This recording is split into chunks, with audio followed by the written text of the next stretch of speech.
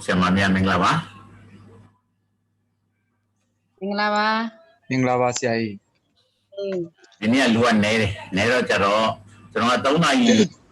လိုက်တယ်ဒါပေမဲ့3နာရီကကျွန်တော်အိပ်ပြောတယ်အဲ့တော့ကြတော့6နာရီယူလိုက်ရ6နာရီတော့လူကတိတ်မရှိဘူးထားလိုက်ပါတော့တော်ဒီနေ့ပြောမှကပါတော့ဆိုတော့ better နဲ့ကျွန်တော်တို့ component လို့ခေါ်တဲ့အပိုင်းလေးတွေဖြတ်ပြီးတော့ယူတဲ့ဟာပေါ့နော်အဲ့ဒါကိုကျွန်တော် exercise 10.1 မှာ exercise 10.1 မှာအဲ့ဒီကောင်ကအရေးကြီးတယ်နောက် better ကိုကြည့်မယ်ဆိုရင်လည်းအဲ့ဒီကောင်ကြောင့်ကကျွန်တော်မသိလို့မဖြစ်ဘူးအဲ့တော့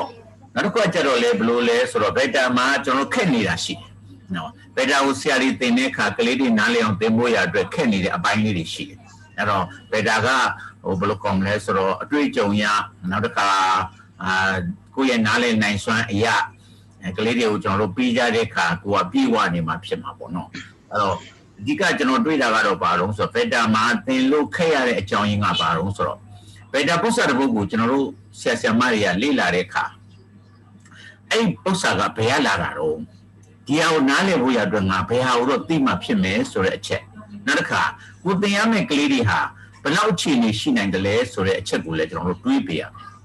ကိုသင်မဲ့ကလေးကအခြေခံမကောင်းခဲ့ဘူးဆိုတော့ကဗျာကျွန်တော်တို့၈တန်း9တန်းမှာကိုနဲ့သင်ရတယ်သင်ရင်ကျွန်တော်တို့ကကလေးတွေကိုပေးနိုင်တယ်ပေးနိုင်ရင်ဒီကလေးတွေကကိုသင်ထားတဲ့ကလေးဖြစ်တဲ့အတွက်သူကောင်းထဲမှာဘယ်လောက်ရှိနေပြီဆိုတာကိုကျွန်တော်တို့ကအမြဲတမ်းတွေးလို့ရတယ်ဟုတ်ပြီကျွန်တော်တို့10တန်းရောက်မှတွေးရတဲ့ကလေးဟုတ်ပြီနော်အခုမှစသင်ရတဲ့ကလေးအခုတည်းကျွန်တော်နေရီသွားတဲ့အခါနေမှာတွေးရတဲ့ကလေးတွေအားလုံးကကျွန်တော်လည်းတစ်ခါမှမြင်ဘူးကျွန်တော်လည်းတစ်ခါမှမတွေ့ဘူးသိကြတယ်ဘာလို့ဆိုတော့ကျွန်တော်တို့ကဟောပြောပွဲထွက်တဲ့အခါနေတကသွားတဲ့အခါတွေ့ရတဲ့ကလေးအားလုံးဒီကျွန်တော်တို့နဲ့စိမ့်တယ်အဲ့ဒီခါမှာကျွန်တော်တို့ဘာလုပ်အောင်ဆိုတော့ဒီကလေးတွေအကုန်လုံးကိုဒီသက်ဆိုင်ရာသင်မဲ့ chapter နဲ့ဆိုင်သောအခြေခံတွေအကုန်ပြောရတယ်နောက်ဆုံးကုန်ပြောရင်စာပွဲကိန်းခွဲနည်းပါနေစာပွဲကိန်းခွဲတာလေးကစပြောရတယ်လက္ခဏာတွေပါလာပြီဆိုရင်လက္ခဏာနဲ့ပတ်သက်တဲ့ဟာအပေါင်းနဲ့ပေါင်းရင်အပေါင်းနဲ့မြောက်ရင်စသည်ဖြင့်ပေါ့ဗျာလက္ခဏာတွေပေါင်းခြင်းလက္ခဏာတွေမြောက်ခြင်းစားခြင်းစသည်ဖြင့်အဲ့ဒါတွေပါကျွန်တော်တို့ပြောရတော့တယ်ထန်ညုံတွေပါမယ်လို့တွေပါမယ်စသည်ဖြင့်scientific notation တွေပြီးရင် significant figure တွေအဲ့ဒါတွေပြောရမယ်အခန်းရှိခဲ့ရင်အဲ့ဒါတွေပါပြောရတယ်အဲ့တော့ကျွန်တော်တို့က chapter တစ်ခုပြောပြီးဆိုရင်ကျွန်တော်တို့အခြေခံကြကျွန်တော်တို့ကိုယ်တိုင်လည်းတက်မှဖြစ်တယ်လို့ကလေးတွေကိုလည်းငါတို့ဘယ်ကတော့ပြောမှဖြစ်မယ်ဆိုတဲ့အတွေးလေးတော့ပါမှဖြစ်မယ်ဟုတ်တယ်နော်အဲ့ဒီအတွေးလေးတော့ပါစီခြင်းတယ်အခုကျွန်တော်ပြောမယ့်ဟာပေတာဒီအဲ့ဒါနဲ့ဆိုင်ပါတယ်ပုံနဲ့ဆောက်ထဲမှာအဲ့ဒီအကြောင်းကိုအကျေတဝင်းပါခြင်းမှပါမယ်သို့တော့ကျွန်တော်တို့ကလေးတွေကအကျေတဝင်းပြောမှကိုဖြစ်တော့မှာဟုတ်ပြီနော်အဲ့တော့ဒီနေ့ပြောမယ့်စာဒီဆရာမများကလည်းလူကနေတာဖြစ်တဲ့အတွက်ကျွန်တော်နေရတော့အခြေခံမဖြစ်ရတဲ့ဟာမျိုးကိုကျွန်တော်ကပြောမှဖြစ်ပါတယ်ဟုတ်ပြီနော်အဲ့တော့ကျွန်တော် screen share ပါမယ်ဟုတ်ပြီ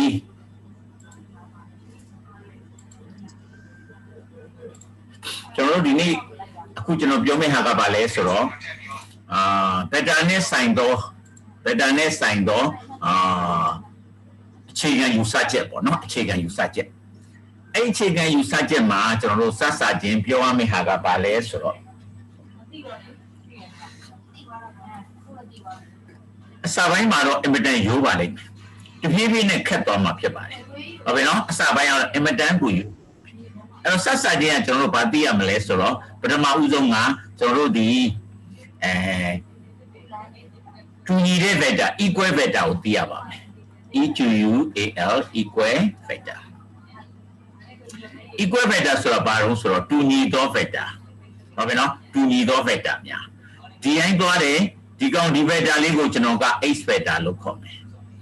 သူနဲ့ပမာဏတူတယ်လားရတူတယ်ပမာဏတူလားရတူသော vector အဲ့ဒီကောင်ဟာ y vector ဖြစ်တယ်အဲ့ဒီကောင်နဲ့ပမာဏတူလားရတူသောနောက်တဲ့ vector လေးတစ်ခုကျွန်တော်ဒီနားလေးကထည့်ရေးမယ်ပမာဏတူလားရတူသော vector လေးတစ်ခုထည့်ရေးမယ်အဲ့ဒီကောင်က z vector အဲ့ဒီကောင်မှာဒီ x ရဲ့ y ရဲ့ z ရဲ့ဟာပမာဏလဲတူတယ်လားရလဲတူတာဖြစ်တဲ့အတွက် x vector ညီမျှခြင်း y vector ညီမျှခြင်း z vector လို့ကျွန်တော်တို့ပြောလို့ရတယ်အဲ့ဒီကနေကျွန်တော်တို့ဘာဆက်ပြောလို့ရလဲပမာဏအရာဆိုရင် x ညီမျှခြင်း y ညီမျှခြင်း z ဖြစ်တယ်လားရအရာပြောရင် x ရဲ့ y ရဲ့ z ရဲ့ဟာပြိုင်တယ်လို့ပြောလို့ရတယ် x ပြိုင် y အပြိုင် z ဒါပဲနော်အဲ့ဒီကောင်တွေကပြိုင်နေလို့ပြောလို့ရတယ်ဒါက equal vector ပြီးရင် parallel parallel vector parallel vector မှာပါရှိလို့ဆိုတော့ပြိုင်သော vector များဟုတ်ပြီပြိုင်တဲ့ vector ဆိုတာကဟောဒီမှာ vector လေးတစ်ခုရှိမယ်သူ့ရဲ့နာမည်ကိုကျွန်တော်က x လို့ပေးမယ်အဲ့ဒီကောင်ရဲ့ပမာဏတစ်ဝက်ပဲရှိတယ်တစ်ဝက်ပဲရှိတယ်သူ့ကိုကျွန်တော်က p vector လို့ပြောမယ်အဲ့ဒီကမှာ x vector နဲ့ p vector ဟာပြိုင်တယ်တိုးတော့ပမာဏအရာမတူဘူးပမာဏမတူတဲ့အတွက်ပမာဏကို adjust လုပ်ပေးရမယ်ဟုတ်ပြီ x vector နဲ့ p vector နဲ့ပြိုင်နေဒါပေမဲ့ပမာဏကဘာဖြစ်နေတော့ဆိုတော့x က p ရဲ့နှစ်ဆဖြစ်တယ် x vector ဒီ p vector ရဲ့နှစ်ဆဖြစ်တယ်အဲ့ဒီကမှာကျွန်တော်တို့ကသူ့ကိုနှစ်ချမ်းခွဲမယ်အပေါ်ကပမာဏဖြစ်မယ်အောက်ကလားရဖြစ်မယ်ပမာဏအရာပြောရင် x ဒီ p ရဲ့နှစ်ဆဖြစ်တယ်နောက်တစ်ခုကဘာလို့ဆိုတော့ x နဲ့ p နဲ့ပြိုင်တယ်ဟုတ်ပြီအဲ့ဒီမှာဘာတော့တွေ့ရတော့ဆိုတော့ကျွန်တော်တို့ကပမာဏကိုပြောတဲ့အခါပမာဏဆိုတော့ magnitude ပေါ့နော်ပမာဏကိုပြောတဲ့အခါကျွန်တော်တို့ကမြားတွေဖြုတ်ပြီးပြောရတယ်လားရကိုပြောတဲ့အခါမြားတွေရောမြောက်ဖို့ကိန်းတွေပါအကုန်ဖြုတ်ပေးရတယ်အဲ့ဒီခါမှာကျွန်တော်တို့ပြိုင်နေလို့ရတယ်ဒီအပေါ်မှာဆိုရင်လည်း x y z ကတူတယ်အဲ့ဒါဘာလို့ဆိုတော့ပမာဏဖြစ်ပါတယ်ပြိုင်နေဆိုတာဘာကိုပြောချင်တာတော့ဆိုတော့လားရဖြစ်ပါတယ်ဟုတ်ပြီအဲ့ဒါဆိုရင်ကျွန်တော်တို့ကအဲ့ဒီကနေဘယ်ကိုဆက်သွားတော့ဆို Anavian student ကိုဆက်သွားတယ် parallelogram parallelgram ဒါကပြောခဲ့ပြီးသားဖြစ်ပါတယ်ဟုတ်ပြီ parallelogram တစ်ခုကိုကျွန်တော်တို့ဆွဲကြည့်ရအောင်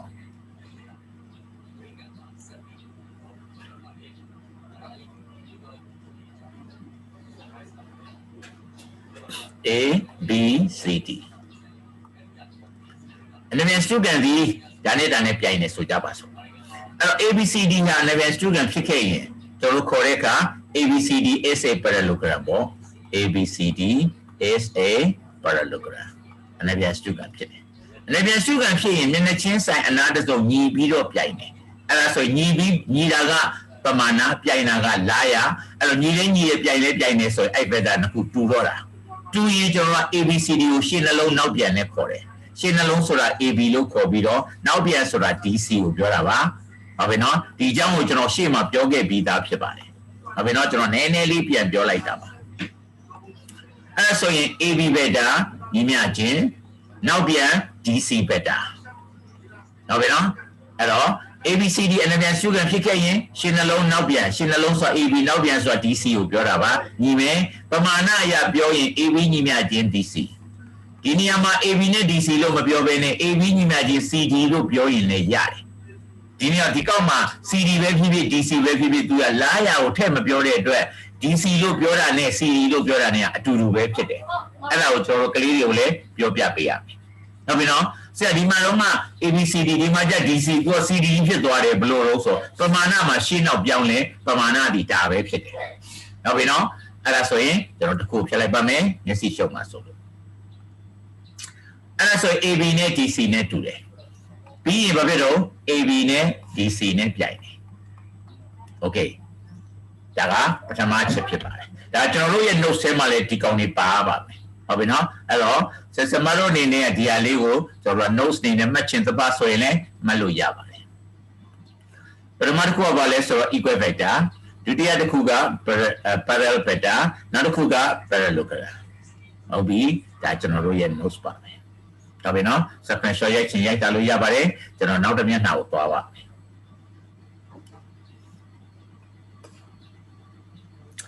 ဟုတ်ပြီအဲ့ဒီမှာကျွန်တော်တို့ဘာသွားတွေ့ရတော့ဆိုတော့အဲ့ဒီမှာကျွန်တော်တို့တရိကန်တွေနဲ့ဆိုင်တဲ့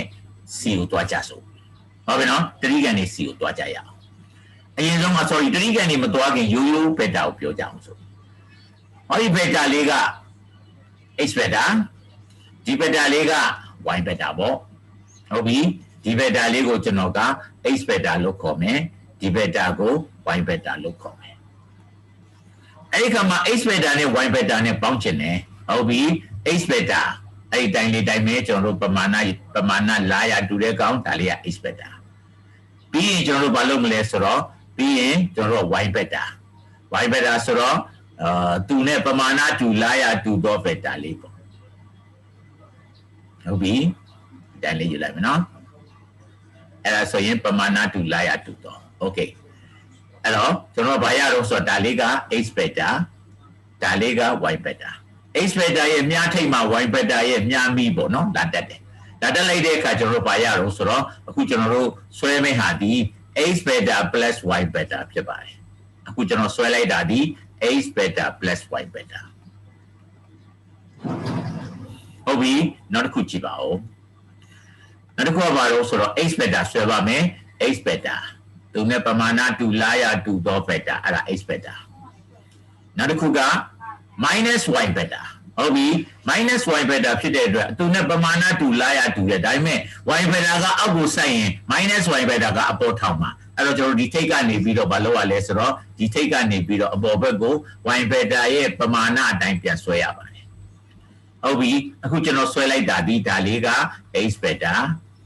ဒီကောင်ကဘာလို့ဆိုတော့ y beta ရဲ့ပမာဏတူပြီးတော့လာရဆန့်ကျင်တဲ့အတွက် minus y beta ဖြစ်ပါတယ်ဟုတ်ပြီအဲ့ဒါဆိုရင်ကျွန်တော်တို့အခုဆွဲမဲ့ဟာဒီ x beta minus y beta ဖြစ်ပါတယ်အခုကျွန်တော်ဆွဲလိုက်တာဒီ x beta minus y beta ပါရပြီနော်အဲ့ဒါဆိုရင်ကျွန်တော်တို့ဆွေးကြပါစို့ 2y beta နော်ကျွန်တော် 2y beta minus 2y beta minus h beta ကိုလိုချင်တယ်တို့မဟုတ် minus h beta plus 2y beta ကိုလိုချင်တယ်ဒီနေရာမှာ minus h ကိုနောက်ကပဲရေးရှေ့ရပဲရေးအတူတူပဲဖြစ်ပါတယ်ဟုတ်ပြီအဲ့တော့ minus h beta ဖြစ်တဲ့အတွက်ကျွန်တော်တို့ h beta ရဲ့ပမာဏတူပြီးတော့လာရဆန့်ကျင်တယ်ဟုတ်ပြီနော်ပမာဏတူမဲ့လာရဆန့်ကျင်တယ်အဲ့တော့ကျွန်တော်ကသူနဲ့ပမာဏတူလာရဆန့်ကျင်တော့အခုကျွန်တော်ဆွဲလိုက်တာဒီ h beta နဲ့ပမာဏတူတယ်ပြောင်း direction ပြောင်းလိုက်တဲ့အတွက်အဲ့ဒီကောင်ဒီ minus h beta ဖြစ်ပါတယ်ဟုတ်တယ်နော်အပေါ်တက်တာ plus h beta အောက်ကိုဆင်းတော့ minus h beta 2y beta ဟုတ်ပြီ y ဒီအောက်ကိုစိုက်နေပါတယ်ဟုတ်ပြီနော်အောက်ကိုအဲ့ကိုစိုက်တယ်နှစ်ဆဖြစ်တဲ့အတွက်နှစ်ပြန်ရေးပါမယ်အဲ့တော့ minus h beta ရဲ့မြားထိပ်ကနေဆက်ဆွဲပါတယ်ဟောဒီကောင်လေးကဘာလို့ဆိုတော့ y beta အဲ့ y beta ရဲ့နောက်ထပ်နှစ်ဆဆိုတော့ 2y beta ပေါ့ဟုတ်ပြီနော် 2y beta okay အခုကျွန်တော်ဆွဲလိုက်တာဒီ 2y beta ဖြစ်ပါတယ်အဲ့ဒါဆိုရင်အခုကျွန်တော်နောက်ဆုံးခုဆွဲမဲ့အနီရောင်နဲ့ဟာဒီ h beta minus h beta plus 2y beta ဖြစ်ပါတယ်အခုကျွန်တော်ဆွဲလိုက်တာဒီ minus h beta plus 2y beta ဖြစ်ပါတယ်ဒါဟာကျွန်တော်တို့ရဲ့အခြေခံဖြစ်ပါတယ်ရပြီနော်အဲ့ဒီအခြေခံပြီးရင်ဟုတ်ပြီဒါကိုကျွန်တော်က basis 1လို့ခေါ်ပါမယ် BASIC basis 1လို့ခေါ်ပါမယ်အဲ့ဒီတိုင်းပဲကျွန်တော်တို့ကဘာရတော့ဆိုတော့ကျွန်တော်တို့ကh beta ဆိုကြပါစို့ 3h beta plus 4y beta အဲ့ဒါကိုလည်းရှာနိုင်ရမယ် 3h beta ဆိုရင်ဘာလို့ရမှာတော့ဆိုတော့ h beta ရဲ့3ဆဖြစ်ပါမယ်ဟုတ်ပြီနော်အဲ့တော့ h beta က3ဆဆိုတော့ဒါလေးကh beta h beta 3h ဆိုတော့နောက်တစ်ဆအဲ့ဒါဆိုရင်ဒါဒီ 3h beta ဖြစ်ပါမယ်ဟုတ်ပြီနော် 3h beta နောက်တစ်ခါကျတော့ဘာရလဲဆိုတော့နောက်တစ်ခါကျတော့နောက်တစ်ခါက 4y beta အောက်ကိုဆင်းနေဒီကောင်လေးက y beta 2y beta ဟုတ်ပြီနော် 3y beta 4y beta ဆိုပြီးဒီတိုင်းလေးရပါမယ်ဒါဒီ 4y beta ဖြစ်ပါတယ်အဲ့တော့ဒီကောင်လေးဒီပါတော့ဆိုတော့ 3h beta ဒါလေးကအောက်ကိုဆင်းတာက y beta ရဲ့4ဆ 4y beta ဖြစ်ပါတယ်အဲ့ဒါဆိုရင်ကျွန်တော်အခုအမင်းနီနဲ့ဆွဲမဲ့ဟာဒီပါတော့ဆိုတော့ 3h beta plus 4y beta ဖြစ်ပါတယ်အဲ့ဒါဆိုရင်ဒါလေးက 3h beta plus 4y beta ဖြစ်ပါတယ်အဲ့ဒီမှာ minus ပါကိန်းအနှုတ်နဲ့သွားပေါ့ဟုတ်ပြီနော် minus ပါကိန်းအနှုတ်နဲ့သွားမယ် okay တကယ်လို့များ 3h beta minus 2y beta များဖြစ်ခဲ့ရင် minus 2y ဆိုရင်ကျွန်တော်တို့ဘာလုပ်ရမလဲဆိုတော့ဒီမှာဒီအောက်ကိုဆင်းတာက y beta အဲ့ဒါဆိုရင်အပေါ်ဘက်ကိုကျွန်တော်က minus y minus 2y ဆိုပြီးတော့အဲ့တိုင်းလေးရှိပါမယ်အဲ့ဒါဆိုရင်အခုကျွန်တော်ဆွဲမဲ့ဟာဒီပါတော့ဆိုတော့ minus 2y beta ဖြစ်ပါတယ်အဲ့ဒီကျတော့မှကျွန်တော်တို့က mini နဲ့ဆွဲပြီးအဲ့တော့ x ကနေ 3x ကနေစပြီးဆွဲလိုက်တာအခုကျွန်တော်ဆွဲလိုက်တဲ့ဟာဒီပါလဲဆိုတော့အဲ့ဒါဒီ 3h beta minus 2y beta ဖြစ်ပါတယ်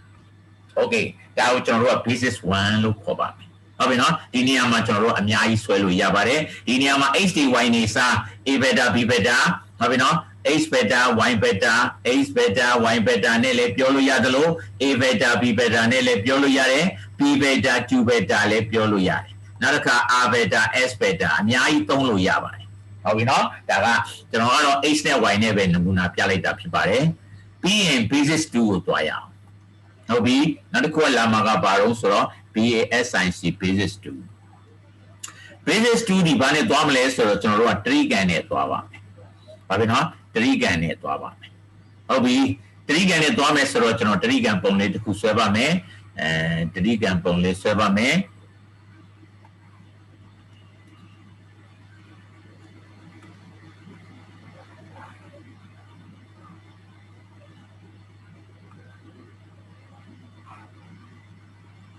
ဟုတ်ပြီတတိယဆွဲတဲ့အခါဆိုကြပါစို့ကျွန်တော်တို့က A B C လို့တက်လိုက်မယ်တတိယ A B C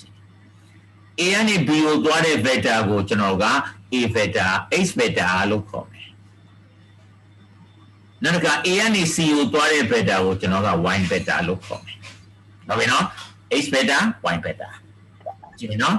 အဲ့ဒါဆိုရင်ကျွန်တော်တို့က AB က H vector AC က Y vector AB beta ညီမျှခြင်း H beta AC beta ညီမျှခြင်း Y beta အဲ့ဒါဆိုရင်ကျွန်တော်က BC beta ကိုလိုချင်တယ်စမယ်နော် BC beta ကိုလိုချင်တယ် BC beta ကိုလိုချင်တဲ့အတွက်ကျွန်တော်က B ကနေ C ကိုသွားမယ်အဲ့မှာ B ကနေ C ကိုသွားတဲ့အခါအပေါ်ကနေ꿰သွားမယ်နောက်ပြီနော်အပေါ်ကနေ꿰သွားတဲ့အခါကျွန်တော်တို့ကဘာလို့တုံးဆိုတော့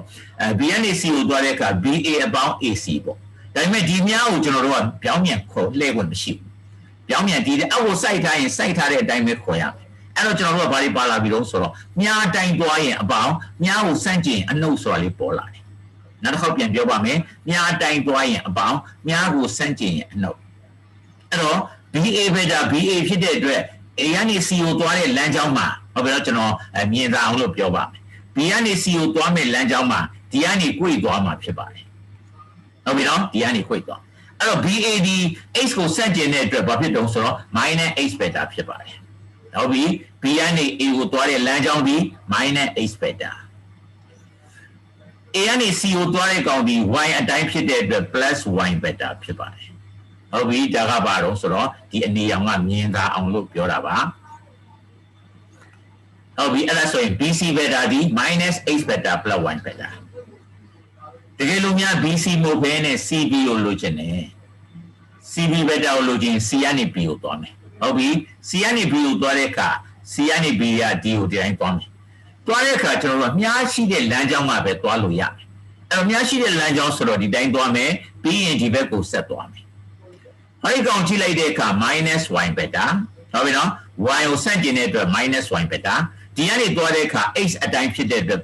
+H betaအဲ့ဒါဆိုရင်ကျွန်တော်တို့က senior အတိုင်းရေးရင် H beta -Y beta လို့ရပါတယ်။ Okay ရမယ်နော်။နောက်တစ်ခုကြည့်ပါကျွန်တော်ဆက်သွားတော့မယ်နော်။တိကျကြည့်ပြီတော့။ဟုတ်ပြီကျွန်တော်က BC ကိုကျွန်တော်ကဟောဒီကောင်လေးကိုကျွန်တော်နှိမ့်ချိုး3နဲ့ပိုင်းမယ်။ဟောဒီကောင်လေးကိုဟောဒီမှာ D ဆိုတဲ့ကောင်လေး D ဆိုတဲ့ကောင်လေးဟုတ်ပြီနော်။နည်းနည်းလေးပြည့်နေမှာဆိုလို့ဒီဆိုတဲ့ကောင်လေးဆိုဒီဘက်က3ပိုင်းဒီဘက်က2ပိုင်းဆိုတော့ဒါလေးပေါ့နှစ်အချိုး3ဆိုဒီဘက်က2ဟိုဘက်က3โอเคဒီရလေအဲ့ဒီကောင်လေးဟာဒီဖြစ်ပါတယ်ဒီပါအချိုးရပြောရင်ဒီဘက်က2စဒီဘက်က3စဖြစ်ပါတယ်ဟုတ်ပြီတစ်လျှောက်လုံးဆိုရင်ဘယ်လောက်ရှိလုံးဆိုတစ်လျှောက်လုံးဆိုရင်5စရှိပါတယ်အဲ့တော့အဲ့ဒါလေးကိုနည်းနည်းပြန်ရှင်းကြအောင်ဆိုB D C ဟောမှာ B နဲ့ D ကြား2စ D နဲ့ C ကြား3စတစ်လျှောက်လုံးဆိုရင်5စဖြစ်ပါတယ်အဲ့ဒါဆိုရင် BD BD BC ရဲ့ BD BC ရဲ့ဘယ်နှပိုင်းလုံးဆို BC နဲ့ဆိုင်နာကဘယ်လောက်လုံးဆို BC နဲ့ဆိုင်နာက5 BD နဲ့ဆိုင်နာက2အဲ့တော့ BD ဟာ BC ရဲ့2/5ဟုတ်ပြီ DC beta ဟာ BC beta ရဲ့ဘယ်နှပိုင်းလဲသိချင်ရင်ဟုတ်ပြီ DC နဲ့ဆိုင်တဲ့ကောင်အပေါ်ထားပါ DC နဲ့ဆိုင်တာ3ဖြစ်ပါတယ်အပေါ်ကထားပါ BC နဲ့ဆိုင်တဲ့ကောင်အောက်ကထားပါ5အဲ့ဒါဆိုရင်ကျွန်တော်တို့လွယ်တကူရပါပြီနောက်ပြီနော်နောက်ထပ်ဥပမာလေးကျွန်တော်ထပ်ပြောပါဦးမယ်နောက်ထပ်ပြောပါဦးမယ်ဒါကဘာလို့ဆိုတော့အချိုးရဲ့သဘောတရားပါဟုတ်ပြီနော်အချိုးရဲ့သဘောတရားပါဟောဒီမှာ P ရဲ့ Q ရဲ့ R ရဲ့ရှိတယ် P က4 Q ကQ R က7ဆိုကြပါစို့အဲ့ဒါဆိုရင် PQ ဘက်တာဒီ PR ဘက်တာရဲ့ဘယ်နှပိုင်းလဲသိချင်တယ် PQ ဟာ PR ရဲ့ဘယ်နှပိုင်းသိချင်တယ် PQ နဲ့ဆိုင်တာက4 QR နဲ့ဆိုင်တာက7 PR နဲ့ဆိုင်တဲ့ကောင်က11ဖြစ်ပါတယ်ဟုတ်ပြီ PQ လိုချင်တယ် PQ နဲ့ဆိုင်တဲ့ကောင်အပေါ်ကထားပါ4 PR နဲ့ဆိုင်တဲ့ကောင်အောက်ကထားပါ11ဒါလေးပါပဲဟုတ်ပြီနော်ကျွန်တော်တို့ကီးရပြောရင် P2 နဲ့ဆိုင်တဲ့ကောင်အပေါ်ကထား PR နဲ့ဆိုင်တဲ့ကောင်အောက်ကထားရမယ်နော်ဒီနေရာမှာကျွန်တော်တို့ကလေးလေးလို့ပြန်တွက်မယ်ဆိုရင်ဒီတိုင်းလေးမြင်လို့ရပါတယ် PR ဆိုတဲ့ကောင်လေးကိုမြှောက်ထားတာဖြစ်တဲ့အတွက်ဒီဘက်လာစားမယ် P2 by PR လို့မြင်လို့ရပါတယ်နောက်ပြီနော် P2 by PR ဟုတ်ပြီတရားဆိုရင် P2 နဲ့ဆိုင်တာပုံမှန်နေတယ် PR နဲ့ဆိုင်တယ် P2 နဲ့ဆိုင်တဲ့ကောင်ပုံမှန်နေတယ် PR နဲ့ဆိုင်တဲ့ကောင်အောက်ကနေတယ်အပေါ်ချင်းအောက်ချင်းဆိုင်တယ်လို့ပြောလို့ရတယ်ဒါပေမဲ့ကျွန်တော်တို့ကဒီ PR ကိုဘာလုပ်ထားအောင်ဆိုတော့စားထားတဲ့အတွက်ဟိုဘက်သွားမြောက်တော့အပေါ်ရောက်သွားတာအဲ့ဒါဆိုရင် PQ ကိုလိုချင်ရင်လူနဲ့ပြောမှာတော့ PR နဲ့ပြောမှာ PQ ဟာ PR ရဲ့ဘယ်နှပိုင်းလဲသိချင်ရင် PQ နဲ့ဆိုင်တဲ့ကောင်ပေါ်ထားဘသူရဲ့ဘယ်နှပိုင်းသိချင်အဲ့ဒီကောင်ကိုအောက်ကထားနောက်ပြီနော်အဲ့ဒါကကျွန်တော်တို့အချိုးကောက်ပုံကောင်းပြီးဖြစ်ပါတယ်ဒါလို့ဆိုရင်ကျွန်တော်တို့ကလေးတွေလည်းနားလည်နိုင်မယ်လို့ကျွန်တော်ယူဆပါတယ်ဟုတ်ပြီတကယ်လို့များ QR ကဟုတ်ပြီနော်PR ရဲ့ဘယ်နှပိုင်းလဲသိချင်တယ် vector နဲ့ပါရေးလို့ရပါတယ်ဟုတ်ပြီ QR နဲ့ဆိုင်တဲ့ကောင်ကြည့်လိုက်တော့ QR နဲ့ဆိုင်တဲ့ကောင်7 PR နဲ့ဆိုင်တဲ့ကောင်က11ဟုတ်ပြီအဲ့ဒါဆိုရင်ကျွန်တော်တို့ယူလို့ရပါပြီဟုတ်ပြီနော် okay အဲ့ဒါဆိုရင်ကျွန်တော်တို့ပုတ်စာကိုကြည့်ကြရအောင်ဒါလေးကိုလည်းတေချာ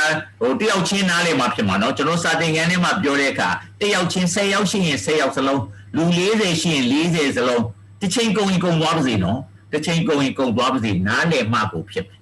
ဟုတ်ပြီเนาะအဲ့မှာနားမလည်နောက်တစ်ချိန်ထပ်ပြောရတယ်ပြဿနာမရှိဘူးရဲ့အဲ့ဒီနားမလည်တဲ့ကလေးတယောက်နှစ်ယောက်ပါလာရင်အဲ့ကလေးကစိတ်သက်ကြသွားမယ် vector ဆိုတာကြောက်သွားလိမ့်မယ်ကျွန်တော်ကလေးတွေကိုတယောက်မှကြောက်လို့မရဘူးအဲ့တော့ BD နဲ့ဆိုင်တာက2 B နောက်က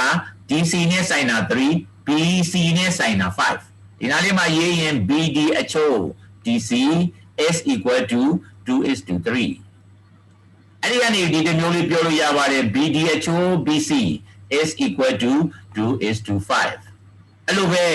DC အချိုး BC is equal to 3:5 BD နဲ့ဆိုင်တာ2 DC နဲ့ဆိုင်တာ3 2 3အဲ့တော့ BD ရရှိက DC ရနောက်ကဆိုရင်ကဏ္ဍကလည်း BC နဲ့ဆိုင် BD နဲ့ဆိုင်တော့2ရှိက DC နဲ့ဆိုင်တော့3နောက်က BD BC BD 2ဖြစ်ပါတယ် BC 5ဖြစ်ပါတယ်အဲ့ဒါကြောင့်မို့25 DC BC DC နဲ့ဆိုင်တာ3 BC နဲ့ဆိုင်တာ5 okay ကဲစပါမယ်ကျွန်တော်က BD ဘက်တာကိုလိုချင်တယ် BD ဘက်တာကိုလိုချင်တယ် BD ဘက်တာတော့ဒါလည်းရှာလို့မရဘူး BD ဟာဘယ်သူရဲ့အစွဲပွားလေးတုံးဆို BC ရဲ့အစွဲပွားအဲ့တော့ကျွန်တော်က BC နဲ့နှိုင်းပြီးတော့ပဲပြောပါမယ်ဟုတ်ပြီအဲ့တော့ BD ဟာ BC ရဲ့ဘယ်နှပိုင်းတုံးဆို BC နဲ့ဆိုင်တာက5 BD နဲ့ဆိုင်တာက2 is equal to 2/5 BC ကဒီမှာရှာပြီးသားဟောဒီမှာရှာပြီးသားရှိတယ်ဟုတ်ပြီနော်အဲ့တော့ရှာပြီးသားရှိတဲ့အတွက်ကျွန်တော်အဲ့ဒီကောင်ကိုလမ်းယူလိုက်မှာဖြစ်ပါတယ်ဟုတ်ပြီ BC ကရှာပြီးသားအဲ့ဒါဆိုရင် BC ရပါတော့ဆိုတော့ -8 beta + y beta 2/5နဲ့ဝင်ရှင်းလိုက်တော့ -2/5 h beta + 2/5 y beta လို့ရှင်းလိုက်ရင်ရပါပြီဟုတ်ပြီကျွန်တော်တို့ CD ကိုလိုချင်တယ် CD ဟုတ်ပြီနော်ခေါ်အခေါ်ဝေါ်လေးကိုသိချကြည့်ပါ CD နောက်ပြန်ခေါ်တာဖြစ်ပါတယ်ကျွန်တော်တို့ရှာထားတာဟုတ်ပြီ CD နောက်ပြန် CD ဒီ BC နဲ့ပြောရင်ပြောင်းပြန် CB နဲ့ပြောရင်အမှန်ဟုတ်ပြီနော် CB ဒီဘက်ကိုသွားတယ် CB ကဒီဘက်ကိုသွားတယ် CD ကလည်းဒီဘက်ကိုသွားတယ်အဲ့ဒါဆိုရင် CD ဟာ CB ရဲ့အော်ဒီမှာရှိပါတယ် CB ရှာပြီးသား CD ဟာ CB ရဲ့ဘယ်နှပိုင်းဆိုတော့ CD နဲ့ဆိုင်သောအပိုင်းဒီ3 CB နဲ့ဆိုင်သောအပိုင်းဒီတစ်လျှောက်လုံးဖြစ်တဲ့အတွက်5 S equal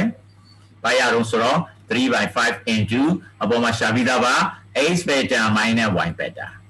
တခုဒီကိုဝင်ရှင်းလိုက်တယ်3/5 X beta minus 3/5 Y beta ဟုတ်ပြီကျွန်တော်ဒီချိုးကိုဖြတ်လိုက်တော့မယ်နော်အဲ့ရှင်းဆရာကြီးရှင်းခင်ဗျာဟိုဒီနားမှာတစ်ချက်ဒုတိယအချက်လေးနားမလဲလို့ဆရာကြီးရဲ့ပြန်လို့ဆရာမ BC beta BC equal to minus X beta plus beta Y အဲ့ဒါလေးအဲ့ဒီ BC CB လေးအဲ့ဒါလေးတစ်ချက်ဟုတ်ပြီ BC ရဲ့ဒီနားလေးမှာကျွန်တော်ရှာထားတာရှိဟိုအဲ့ဒါလေးတစ်ချက်လောက်ဟုတ်ကဲ့ BC ကိုရှာတဲ့အခါကျရင်ကျွန်တော်ဘာလုပ်တုံးဆို B ကနေ C ကိုသွားမယ်ဟုတ်ပြီနော်ကျွန်တော် mini နဲ့ပြမယ်နော် B ကနေ C ကိုသွားမယ် B ကနေ C ကိုသွားတဲ့အခါဒီကောင်က BC မှာငကိုတော့ကဘာမှမြားမရှိဘူး BC မှာမြားမရှိတဲ့အတွက် beta ရဲ့သဘောတရားကမြားရှိတဲ့လမ်းကပဲသွားရမယ်โอเคမြားရှိတဲ့လမ်းကပဲသွားရမယ်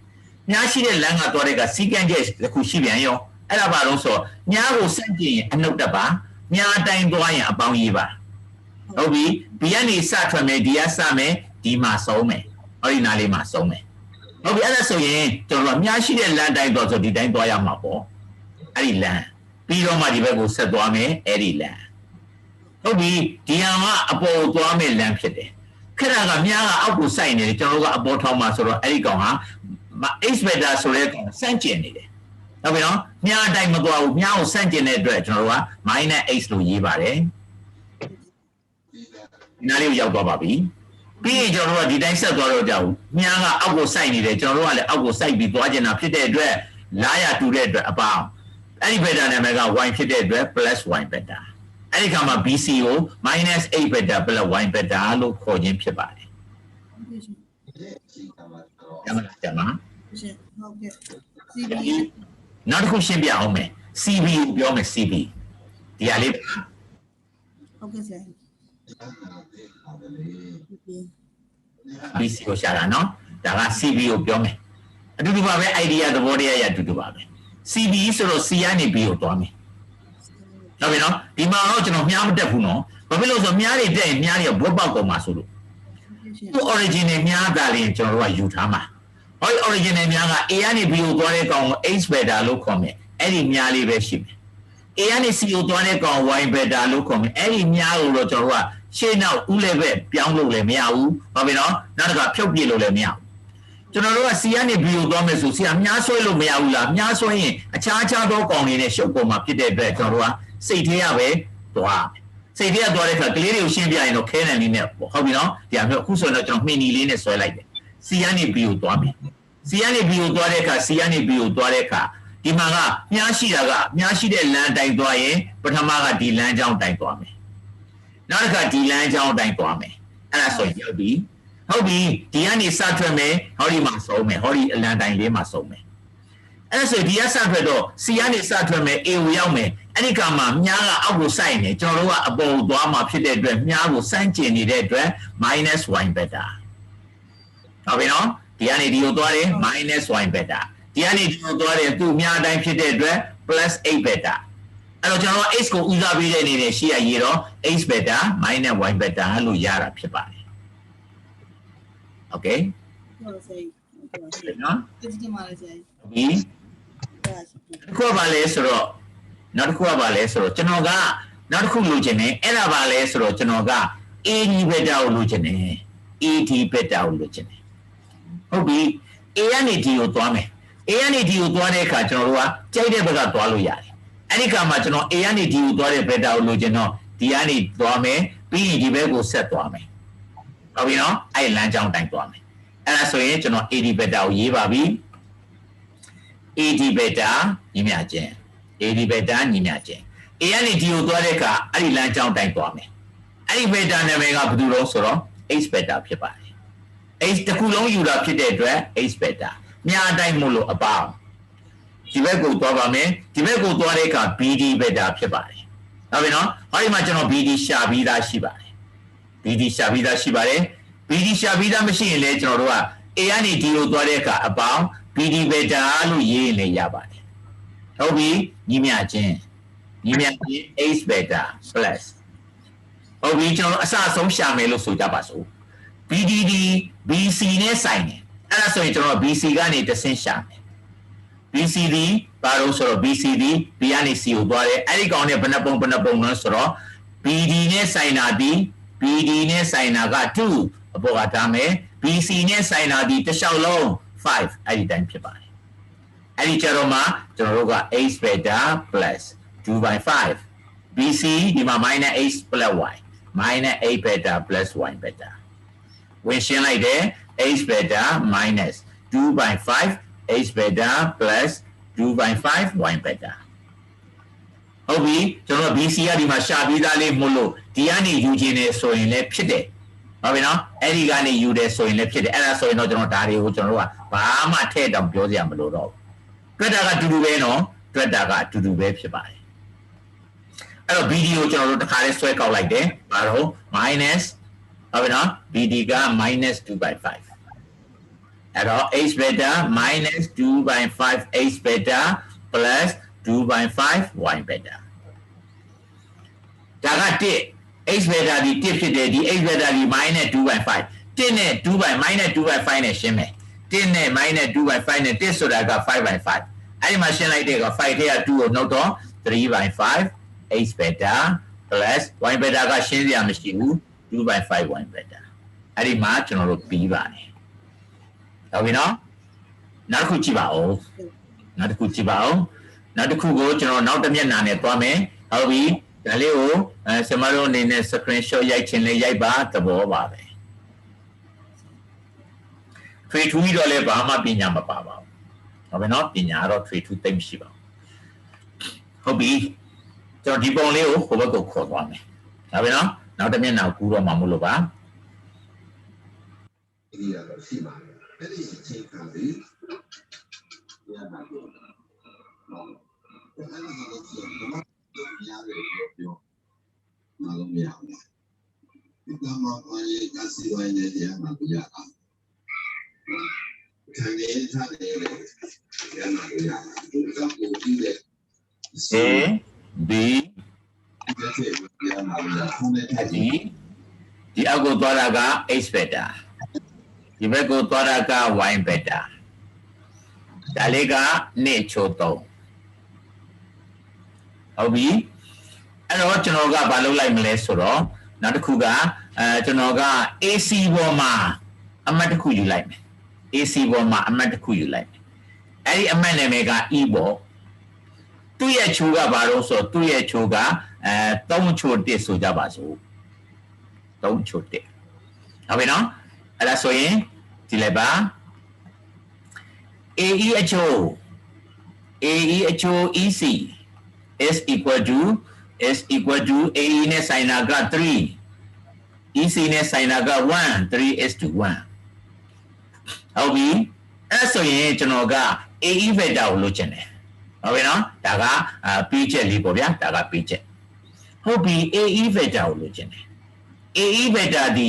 AC vector နဲ့ဆိုင်တယ် AC vector ကြီးကဘယ်လိုလုံးဆို y vector နော်ဟုတ်ပြီနော်ကျွန်တော်တို့က AB vector ဒီ h vector လို့ပြောထားပြီးသား AC vector ဒီ y vector လို့ပြောပြီးသားအဲ့တော့ AE က AC ရဲ့ AC vector ရဲ့ဘယ်နှပုံလဲသိချင်တယ်ဟုတ်ပြီ AE ကိုလို့ချင်း AE နဲ့ဆိုင်တာက3 AC နဲ့ဆိုင်တာက3နဲ့1နဲ့ဆိုတော့4ညီမချင်း3 by 4 AC ကဘယ်လိုလဲဆိုတော့ y beta ဖြစ်ပါတယ်3 by 4 y beta ရပြီနော်အဲ့ဒါဆိုရင် EC ကိုရှာကြည့်ရအောင် EC beta ကလည်းဘယ်သူ့ပုံမူတည်တာလဲဆိုတော့ AC ပုံမူတည်တာပဲအဲ့တော့ EC ကိုကျွန်တော်တို့က AC နဲ့ပဲနှိုင်းပြီးတော့ပြောရမယ်ဟုတ်ပြီနော် AC ကဘယ်သူလဲဆိုတော့ AC က y beta အဲ့တော့ EC က AC နဲ့ဘယ်လိုပတ်သက်တော့ EC နဲ့ဆိုင်သောအပိုင်း1 AC နဲ့ဆိုင်သောအပိုင်း4အဲ့ဒါကြောင့်မို့လို့ညီမချင်း1 by 4 y beta လို့ပြောရမှာဖြစ်ပါတယ်ဟုတ်ပြီကြည့်ပြီးတော့ကျွန်တော်ဆက်ပြောတော့မယ်နော်တဖြည်းဖြည်းနဲ့ရှုပ်လာတော့မှာနော်ကျွန်တော် B ကနေပြီးတော့ E ကိုဆွဲတဲ့ vector ကိုလိုချင်တယ် BE vector ကိုလိုချင်တယ်ကြည့်ပြီးတော့ BE vector ကိုလိုချင်တယ်ဟုတ်ပြီကျွန်တော်အများကြီးရေးချင်တော့အပေါ်နည်းနည်းလေးတက်လာအောင် BE beta ကိုလိုချင်တယ် BE beta ကိုလိုချင်ရင်ကျွန်တော်ဘယ်ကသွားမလဲဆိုတော့အပေါ်ကနေ꿰သွားလို့လည်းရတယ်အောက်ကသွားရင်လည်းရတယ်အဲ့တော့ကျွန်တော်အပေါ်ကနေ꿰သွားမယ်အဲ့တော့အပေါ်ကနေ꿰သွားတဲ့အခါ BE ကိုလိုချင်တော့အပေါ်ကနေ꿰သွားမယ် X ကိုပြောင်းပြန်သွားတာဖြစ်တဲ့အတွက် minus X beta ဟောဒီကောင်ကဘာလို့ဆိုတော့ဒီကောင်က AE ဖြစ်ပါတယ်ဟောပြီးတော့ဒီမှာ AE ရရှာပြီးသား AE ဒီဘာလို့ AE ဒီ AC ရဲ့ 3/4 plus 3/4 y beta ဖြစ်ပါတယ်ရပြီနော်ကစ်ဆက်သွားကြအောင်ဆိုဘာသွားမလဲဆိုတော့ဒီတစ်ခါကျွန်တော်အပြရောင်နဲ့ဆွဲပါမယ်ဘယ်သူ့ကိုလိုချင်တာတော့ဆိုတော့ကျွန်တော်က DE ကိုလိုချင်တာဟုတ်ပြီ DE beta လိုချင်တယ် DE ပဲဖြစ်ဖြစ် ED ပဲဖြစ်ဖြစ်ပေါ့ဗျာကြိုက်တယ်လို့သွားလို့ရတယ်ကဲ ED ကိုလိုချင်တယ် ED beta ကိုလိုချင်တယ်ညီမချင်း ED ကိုလိုချင်တော့ဘယ်လိုလုပ်မလဲဒီကနေ꿰သွားမယ်ဒီကနေဒီလိုသွားမယ်ပြီးတော့မှဒီလိုသွားမယ်ဟုတ်ပြီနော်ပြီးရင်အဲ့မြောက်ပြန်ဖြတ်မှာနော်အဲ့တော့ ED ကိုလိုချင်တော့ဘာတော့ EC beta အပေါင်း CD beta လို့ပြောလို့ရတယ် ED နဲ့ DC နဲ့ပေါင်းမယ် ED နဲ့ CD နဲ့ပေါင်းမယ်ဟုတ်ပြီ ED နဲ့ DC နဲ့ပေါင်းမယ်ခဏလေးနော်ကျွန်တော်ရေးတာမတက်ရလို့အဲ့တော့ ED ကိုလိုချင်ရင် EC နဲ့ CD နဲ့ပေါင်း EC နဲ့ CD နဲ့ပေါင်းဟုတ်ပြီ EC ကသူ့အတူတက်သွားလို့မရဘူး EC က AC နဲ့ပတ်သက်နေတယ် EC က AC နဲ့ပတ်သက်နေတယ်သူကအပိုင်းလေး AC ရဲ့အစိတ်ပိုင်းဖြစ်တဲ့အတွက် AC နဲ့မူတည်ပြီးပြောမှရအဲ့တော့ EC က AC နဲ့ဘယ်လိုပတ်သက်တော့ EC နဲ့ဆိုင်သောအပိုင်း1ဖြစ်ပါတယ်ဘယ်သူနဲ့9ပြောမှာတော့ဆို AC နဲ့9ပြောမှာအဲ့ဒါ AC နဲ့ဆိုင်သောအပိုင်းကိုအောက်ကထားမယ် AC နဲ့ဆိုင်တာက3ရဲ့1ရဲ့ဆိုတော့4ဖြစ်ပါတယ်အပေါင်း CD ဟုတ်ပြီ C ကနေ D ကိုသွားမယ် CD ကလည်းအဲ့တိုင်းပဲ CD ကသူ့အတူပြီးကြမရှိဘူး CD က CB ပေါ်မှာမူတည်တော့ရှိတာ CB ပေါ်မှာမူတည်ပြီးတော့ရှိတာဟုတ်ပြီအဲ့ဒါဆိုရင် CD ဒီ CB နဲ့ဘယ်လိုပတ်သက်နေတော့ CD နဲ့ပိုင်ဆိုင်သောပိုင်းအပေါ်ကထားပါ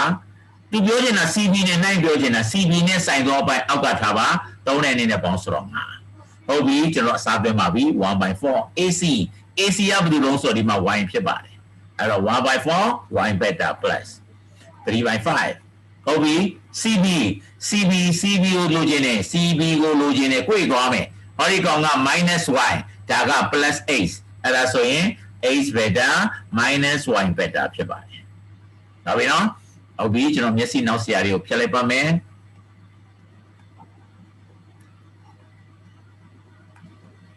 အဲ့ဒါဆိုရင် ED beta ဖြတ်ကျွန်တော်ဝင်မြောက်လိုက်အောင်မယ်နော်ဒီမြချင်း 1/4 y beta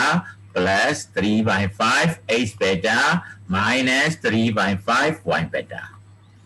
h beta ကရှင်းစရာမရှိဘူးဒီတိုင်းပဲပြန်ရေးတယ် 3/5 h beta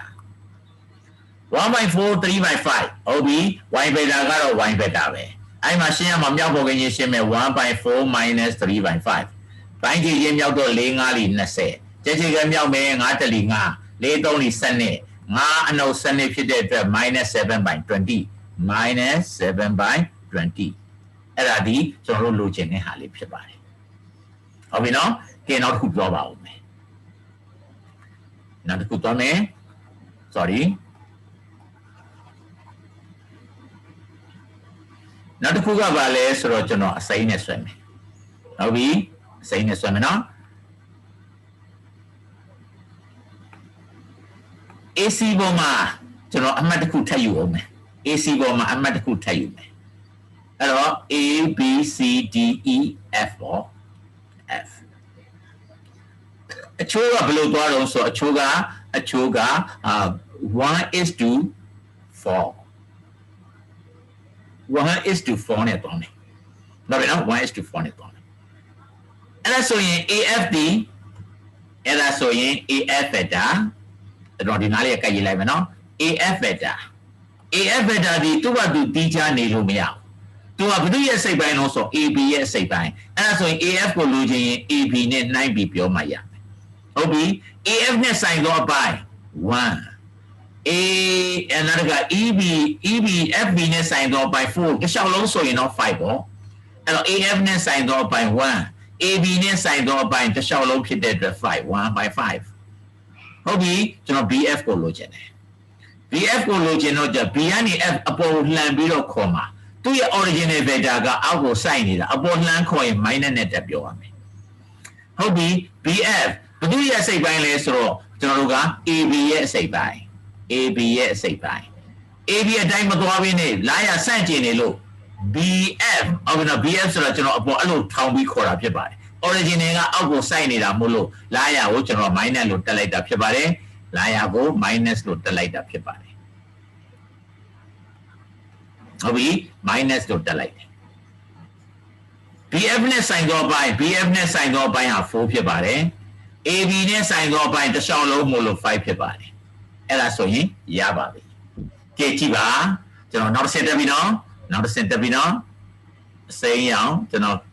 ဘာနဲ့ပြမလဲဆိုတော့ဟုတ်ပြီအစိမ်းရောင်နဲ့ပြမယ်ဘာလို့လိုချင်အောင်ဆိုတော့ကျွန်တော်ဒီ DF FD ကိုရှာမယ်ဟုတ်ပြီနော် FD ကိုရှာမယ်ဟုတ်ပြီ FD ဆိုတဲ့ vector ကိုရှာမယ်ကြည့်စာပြီ FD vector ညီမချင်း FD ကိုလိုချင်ရင် FD ကိုလိုချင်ကိုယ်သွားမှရမယ်ဟုတ်ပြီနော်ကိုယ်သွားမှရမယ်ကြည့်ဘယ်လိုကိုယ်မလဲ FD ကိုလိုချင်ရင်ဒီကနေဒီကိုသွားမယ်ပြီးတော့မှဒီကိုဆက်သွားမယ်โอเคနော်အဲ့ဒါဆိုရင်ဒီကောင်လေးကဘာလို့ဆိုတော့ FB FB ကဘယ်သူရဲ့စိတ်ပိုင်းတော့ AB ရဲ့စိတ်ပိုင်းဟောဒီမှာ FB ဟုတ်ပြီနော် FB ဒီ AB ရဲ့စိတ်ပိုင်းအဲ့ဒါဆိုရင် FB ဖြစ်တဲ့အတွက်မြားကအတူတူပဲဆိုတော့လက္ခဏာပြောင်းစရာမလို AB ရဲ့စိတ်ပိုင်းဟုတ်ပြီ FD ကိုလိုချင်ရင် FB နဲ့ FB ကျွန်တော်နည်းနည်း sorry ကျွန်တော်ရေးတာလေးနည်းနည်းလောသွားပါတယ်ကျွန်တော်တေချာလေးရှင်းပြပါမယ် FD ကိုလိုချင်ရင် FB နဲ့ BD နဲ့ပေါင်းမှရမယ်အဲ့ဒါလေးနဲ့အရင်ရှင်းအောင်ဟုတ်ပြီ FB ဒီ AB အတိုင်းသွားတာဖြစ်တယ်လာရတူတဲ့လက္ခဏာကအပေါင်း FB က AB ရဲ့စိတ်ပိုင်းဖြစ်တယ်အဲ့တော့ကျွန်တော်တို့က AB နဲ့နှိုင်းပြီးပြောရမယ် FB နဲ့ဆိုင်သောအပိုင်း FB နဲ့ဆိုင်သောအပိုင်း4 AB နဲ့ဆိုင်သောအပိုင်းတစ်ချောင်းလုံးဖြစ်တဲ့အတွက်5 plus BD ကဘယ်သူရဲ့စိတ်ပိုင်းလို့ဆို BC ရဲ့စိတ်ပိုင်း BD နဲ့ဆိုင်သောအပိုင်း2 BC နဲ့ဆိုင်သောအပိုင်းတစ်ချောင်းလုံးနဲ့3နဲ့ဆိုတော့ငါ2/5ဟုတ်ပြီ BC ကကျွန်တော်တို့ရှာပြီးသားဟုတ်ပြီနော်ဒါပေမဲ့ပုံထဲမှာကျွန်တော်တို့ဒီမှာတော့ရေးတာဖြတ်ပလိုက်ပြီအဲ့ဒါဆိုရင်4/5 AB ဘက်တာဘယ်သူတော့ AB ဘက်တာက H ဘက်တာabout 2/5 BC ကိုလိုချင်တဲ့အပေါ်အကွေ့သွားတော့ -8 plus y ပေါ့ဟုတ်ပြီနော် -8 beta plus y beta ညီမချင်း 4/5 h beta minus 2/5 h beta plus 2/5 y beta ညီမချင်း h beta ကဒီကောင်က 4/5 သူက 2/5 ဆိုတော့ 4/5 တဲ့ 2/5 နောက်တော့ 2/5 ပဲကျန်တယ် 2/5 h beta y beta ကရှင်းစရာမရှိဘူး 2/5 y beta အဲ့ဒါဒီကြည့်အစိမ်းရောင်လေးဖြစ်ပါလိမ့်ဟုတ်ပြီဒါဆိုရင်ရပြီနော်ကျွန်တော်နောက်တစ်ဆင့်ထပ်သွားပါမယ်ဒီတစ်ခါသွားမှာကဘာလို့ဆိုကျွန်တော်တို့ကလေးတွေကိုတွက်တဲ့အခါအဲ့တိုင်းပြောရမှာနော်ကျွန်တော်တို့ကလေးတွေတွက်တဲ့အခါအခြေခံအရသူဟာဒီတိုင်းလေးသိရပါမယ်အခြေခံအရသူတို့သိရမယ့်ပုံတွေရဆိုရင်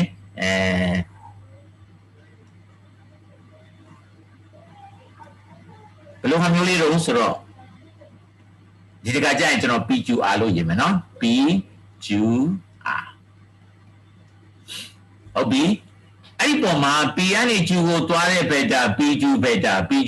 ကိုကျွန်တော်က A beta လို့ပြောမယ် P ကနေ R ကိုသွားတဲ့ beta ကိုကျွန်တော်တို့က B beta လို့ပြောမယ်အဲ့တော့ကျန်တဲ့နားတစ်ခုဟာ A နဲ့ B နဲ့ဖော်ပြလို့ရတယ်ဟုတ်ပြီ QR beta လို့ကျင်တယ်အဲ့တော့ပြန်ရေးလိုက်မယ် PQ beta ညီမျှချင်း A betaနောက်တစ်ခါ PR beta ညီမျှချင်း B beta အဲ့ဒါဆိုရင် QR beta လို့ကျင်တယ် QR beta လို့ကျင်တဲ့အခါ Q ကနေ R ကိုသွားရင်ဒီဘက်ကနေ꿰သွားမယ်ဟုတ်ပြီနော်꿰သွားတော့ကျတော့ဒီမှာကြည့်လိုက်ပါမြားကိုဆန့်ကျင်တဲ့ -A မြားတိုင်းသွားတဲ့ +B -A beta plus B beta ဟုတ်ပြီအဲ့ဒီမှာကျွန်တော်တို့ကဆက်ပြီးတော့ဘာလုပ်ကြမလဲဆိုတော့အမှတ်တွေယူကြစို့တခြားကြည့်မယ်နော်အမှတ်တွေယူပြီး PQ ပေါ်မှာအမှတ်တစ်ခုယူမယ်အမှတ်နာမည်က A အချိုးကဘာလို့ဆို 1:3 နောက်တစ်ခါ QR ပေါ်မှာ ကျူအပေါ်ကျရင်ကျွန်တော် midpoint ယူပေးလိုက်မယ် midpoint နာမည်က b 1:1 1:1ဆိုတော့တစ်လျှောက်လုံးဆိုတော့2ပေါ့နောက်ပြီးတော့ midpoint လို့လည်းပြောလို့ရတယ် midpoint ဆိုရင်တော့ဒီတိုင်းလေးရေးပါတယ်ကဏ္ဍနဲ့ဆိုရင်တော့11ပေါ့နောက်တစ်ခါဒီနားလေးမှာကျွန်တော်အမှတ်တစ်ခုယူလိုက်မယ်အဲ့ဒီကောင်ကဘာတော့ဆိုတော့ဒီကောင်က2:5 2:5ကဏ္ဍနဲ့မတူအောင်ယူလိုက်တာနော် A B C ပေါ့ဟုတ်ပြီအယောင်နည်းနည်းလေး꿰အောင်လုပ်လိုက်မယ်အယောင်နည်းနည်းလေး꿰အောင်ဆိုရင်အပြာဟုတ်ပြီအနက်နဲ့ပဲယူတာကောင်းပါတယ်ဒါက B ဒါက A ဒါက C အဲ့ဒီမှာကျွန်တော်တို့မြင်းနေဆွဲပါမယ်မြင်းနေဆွဲပါမယ် AB ဘက်တာကိုရှာတတ်ရမယ်အဲ့လိုပဲCB ဘက်တာလည်းရှာတတ်ရမယ်အဲ့လိုပဲဘာလို့ဆိုတော့ AC ဘက်တာလည်းရှာတတ်ရမယ်အဲ့ဒီအခြေခံလောက်ရရင်ကိုမစိုးဘူးရဲ့ဟုတ်ပြီနော်အဲ့ဒီအချိုးတွေပေါ်မှာအဲ့ဒါဆိုရင်ကျွန်တော်တို့အချိုးတွေရေးကြည့်အောင်အချိုးကဘာလို့ဆိုတော့PA အချိုး PA အချိုး AQ PA အချိုး AQ ညီမျှခြင်း 3:1နောက်တစ်ခုကQB အချိုး QB အချိုး BR is equal to 1:1အဲ့လိုမပြောရင် B is midpoint of midpoint midpoint of QR လို့အဲ့လိုလည်းပေးကောင်းပေးပါလိမ့်မယ်ဟုတ်ပြီနော်အဲ့လိုမပေးရင် QB ညီမျှခြင်း BR လို့လည်းပေးခြင်းပေးပါလိမ့်မယ် QB ညီမျှခြင်း BR လို့လည်းပေးခြင်းပေးပါလိမ့်မယ် midpoint ဆိုတဲ့အသုံးနှုန်းဟာကြိုက်တယ်လို့သုံးလို့ရပါတယ်အချိုးနဲ့ပေးရင် 1:1 midpoint လို့ပြောရင် B က QR ရဲ့ element ဒါမှမဟုတ်အဲ့အနားတစ်ခုတူလဲဆို QB ညီမျှခြင်း BR ဘယ်လိုပဲဖြစ်ဖြစ်ကျွန်တော်တို့ကအချိုးပုံစံနဲ့တွိုင်းဒီတိုင်းသွားမှာပါဟုတ်ပြီနော်နောက်တစ်ခုက PC အချိုး CR PC အချိုး CR ညီမျှခြင်း 5:2 ဟုတ်ပြီအဲ့ဆိုရင်ကျွန်တော်တို့စကြဆို AB ကိုလိုချင်တယ် AB ဘက်တာကိုလိုချင်တယ် AB ဘက်တာညီမျှခြင်း AB ကိုလိုချင်တဲ့အပေါ်ကနေ꿰သွားမယ်အပေါ်က꿰သွားတော့ AQ about QB AQ ဘက်တာ about QB ဘက်တာ AQ ကဘယ်သူနဲ့ဆိုင်တော့ဆိုတော့ PQ နဲ့ဆိုင်တယ်ဟုတ်ပြီနော်အဲ့ဒါဆိုရင် PQ ရဲ့ AQ ကိုကျွန်တော်ဗာနဲ့ပြရမှာတော့ PQ နဲ့ပြရမယ်မြားတက်ထားတဲ့ကောင်နဲ့ပြမယ်နော်မြားတက်ထားတဲ့ကောင် AQ ဒီ PQ နဲ့ဆိုင်တယ်အဲ့တော့မြားတိုင်းသွားတာဖြစ်တဲ့အတွက်လက္ခဏာကအပေါင်း AQ နဲ့ဆိုင်သောအပိုင်း AQ နဲ့ဆိုင်သောအပိုင်း1 PQ နဲ့ဆိုင်သောအပိုင်း3ဆိုတော့4 1/4 plus QB ဟုတ်ပြီနော် QB ဒီဘယ်လိုလဲဆိုင်တော့ဆို QR နဲ့ဆိုင်တယ်အဲ့ဒါဆိုရင် QB ကိုလိုချင်ရင်ကျွန်တော် QR နဲ့ပြောရမယ်ဟုတ်ပြီ QB နဲ့ဆိုင်သောအပိုင်း1 QR နဲ့ဆိုင်သောအပိုင်း QB ဟာ QR ရဲ့တစ်ဝက်ပဲရှိတယ် 1/2 is equal to 1/4 PQ နာမည်ကရှိပြီးသားဟောဒီမှာ PQ နာမည်ကရှိပြီးသား A vector အပေါင်း 1/2 QR ကဒီမှာရှာပြီးသားအဲ့တော့ဘာရတော့ minus A vector plus B vector 1/2 နဲ့ဝင်မြောက်မယ် 1/4 A vector plus 1 minus 1/2 A vector plus 1/2 B vector အဲ့တော့ 1/4 minus 1/2 1/4 minus 1/2 အဲ့ဒါဆိုဘာရတော့ဆိုတော့အနောက်ကကြီးတယ်ပိုင်းခြေက4 minus 1/4 ရပါတယ် minus 1/4 A vector plus 1/2 B vector okay ဒါဒီကျွန်တော်တို့လုပ်ချင်တာဖြစ်ပါတယ်ဟုတ်ပြီနောက်တစ်ခုကြည့်ပါဦးဒီဟာကတတိကဒီချိုးကနန်းတွေကကျွန်တော်ဘယ်မှယူတာမဟုတ်တော့ကိုယ့်ကိုလက်ထဲတွေ့ရရှောက်ရတာဟုတ်ပြီနော်ဆရာမတို့အနေနဲ့ဆရာတို့အနေနဲ့ကလေးတွေနဲ့တင်တဲ့ကအနည်းဆုံး3ပုံအများဆုံး5ပုံ3ပုံနဲ့5ပုံလို့ရအောင်တင်ပါဟုတ်ပြီနော်ဒါဆရာမတို့မို့ကျွန်တော်ကစံပယ်ရပြောတာဖြစ်ပါတယ်ကနန်းကြိုက်တယ်လို့ရေးပါနောက်ပြီးတော့ PQR ABC XYZ ကြိုက်တယ်လို့တက်ပါဟုတ်ပြီနော်အချို့ကနန်းကြိုက်တယ်လို့ယူပါကနန်းမြင်ကြိုက်တယ်လို့ဆွဲလို့ရပါတယ်အဓိကတော့ဆိုမြားတိုင်းသွားရမယ်အဲ့ဒီချက်ကိုတော့ကျွန်တော်ကယူထားဟုတ်ပြီကျွန်တော်နောက်တစ်ခုကြည့်ပါမယ်နောက်တစ်ခုကဘာလို့ဆိုတော့နောက်တစ်ခုကိုကျွန်တော်အနက်နဲ့တွက်လိုက်ပါမယ်နောက်တစ်ခုကဘာလို့ဆိုတော့ကျွန်တော် AC ကိုလိုချင်တယ် AC vector AC လိုချင်တော့꿰သွားမှာပေါ့အဲ့တော့ AB vector အပေါင်း BC vector AB ဟာ PQ နဲ့ပြောင်းပြန်ဖြစ်တယ် minus အဲ့တော့ AB ဟာ PQ ရဲ့အစိတ်ပိုင်းဖြစ်တယ် AB အောက်ကိုသွားတာဖြစ်တယ်ဒါပေမဲ့များကအပေါ်ထောင်နေတော့ minus တက်ပေးတယ် AB ကဘယ်သူရဲ့အစိတ်ပိုင်းတော့ AQ ရဲ့အစိတ်ပိုင်းအဲ့ဒါဆိုရင် AB နဲ့ဆိုင်တော့အပိုင်း AB နဲ့ဆိုင်တော့အပိုင်း3 PQ နဲ့တစ်လျှောက်လုံးနဲ့ဆိုင်တော့အပိုင်း4 plus PC PC ကဘယ်သူနဲ့ဆိုင်တော့ PR နဲ့ဆိုင်တယ် PC က PR နဲ့ဆိုင်တယ်ဟုတ်ပြီ PC နဲ့ဆိုင်တော့အပိုင်း5 PR နဲ့ဆိုင်တော့အပိုင်းတစ်လျှောက်လုံးဆိုတော့7အဲ့ဒါဆိုရင် -3/4 PQ ကဘယ်သူလုံးဆိုတော့ A vector ဖြစ်ပါတယ် plus 5/7 PR နဲ့ဆိုင်တော့အပိုင်း PR ကဘယ်သူလုံးဆိုတော့ B vector ဖြစ်ပါတယ်အဲ့ဒါပါပဲတိတ်မခက်ပါဘူးဟုတ်ပြီနော်အဲ့ဒါဆိုရင်ကျွန်တော်တို့ CB ပဲရှာ BC ပဲရှာအကုန်လုံးရှာလို့ရပါတယ်ဒီမှာများနေကြိုက်တယ်လို့တက်လို့ရတယ်ကြိုက်တယ်လို့တက်ခွင့်ရှိတယ်ဟုတ်ပြီနော်အဲ့ဒါဆိုရင်ကျွန်တော်တို့ပုတ်ဆက်ပြလို့ရပါတယ်အဲ့တော့ဒီတိုင်းလို့ရအောင်ကျွန်တော်တခြားဆရာမတွေလည်းပြောချင်ပြီးတော့ကျွန်တော်ဒါလေးကိုကျွန်တော်တိချာလေးပြောချင်တယ်ကျွန်တော်ဒီလောက်နဲ့ပဲရက်လိုက်ဟုတ်ပြီနော်နောက်အဲ့တော့ဒီနေ့တက်တဲ့သူတွေကဘယ်လိုလဲဆိုတော့နောက်တစ်ချိန်ကြာရင်ဆက်နာထောင်တယ်ဟုတ်ပြီနော်ဒီနေ့လူကနဲနေတာ哦နဲတဲ့ဆိုရင်20တောင်ပြည့်လာတယ်ဟုတ်ပြီနော်20တချို့လည်းအစာပိုင်းကမမိလိုက်ဘူးကျွန်တော်ပြောရရှိတာကျွန်တော်နည်းနည်းတက်အဲ့ဆိုနည်းနည်းထပ်ပြောလိုက်မယ်ဟိုနောက်တစ်ချိန်မှာပြောမယ့်ဟာကိုကျွန်တော်ကြိုပြောလိုက်ပါမယ်ဟုတ်ပြီနော်အဲ့တော့နောက်တစ်ချိန်ကြာရင်ဘာတွေလာမှာတော့ဆိုတော့နောက်တစ်ချိန်ကြာရင်ကျွန်တော်တို့ကအနပြန်ရှုကန်နဲ့ဆိုင်တဲ့ကောင်တွေလာတော့မှာဟုတ်ပြီနော်ဥပမာဒါမြင်းတစ်ကြောင်းရှိမယ်ဗျာနောက်ထပ်မြင်းတစ်ကြောင်းရှိမယ်ပြီးရင်သူနဲ့ဆက်လိုက်မယ်ဒါကအနပြန်ရှုကန်ပေါ့ဗျာဟုတ်ပြီနော်အနပြန်ရှုကန်ဆိုတော့နာမည်က ABCD as a parallelogram အဲ့မှာ A ကနေပြီးတော့ B ကိုသွားတဲ့ beta AB beta ကိုH beta လို့ပြောမယ်AD beta ကို Y beta လို့ပြောမယ်အဲ့ဒီမှာကျွန်တော်တို့ကဘာတွေရှာမှာတော့ဆိုတော့အဲ့ဒီမှာကျွန်တော်တို့ရှာမဲ့အကောင်တွေက AC ကိုရှာမယ်အဲ့လိုပဲဗီဒီယိုရှာမယ် BD တို့ DB တို့ပေါ့ဗျာဟုတ်ပြီနော်နောက်တစ်ခုကဘာရှိသေးတော့ဆိုတော့နောက်တစ်ခုကဆိုကြပါစို့DC ပေါ်မှာအမှတ်တစ်ခုရှိမယ်အဲ့ဒီအမှတ်လေးကဘယ်လိုတော့ဆိုတော့အဲ့ဒီအမှတ်လေးက M ပေါ့ဟုတ်ပြီနော်အဲ့ဒီ M ကဘယ်လိုချိုးနဲ့ပိုင်းဖြတ်တော့ဆိုတော့1အချိုး3နဲ့ပိုင်းဖြတ်တယ်အဲ့ဒီခါမှာကျွန်တော်တို့ဘာလုပ်ချင်တာတော့ဆိုတော့အဲ့ဒီခါမှာအဲ့ဒီမှာကျွန်တော်တို့ကAM ကိုလိုချင်တယ် AM ကိုရှာခိုင်းမယ်ဟုတ်ပြီနော် AM ကိုရှာခိုင်းမယ်တော့မဟုတ်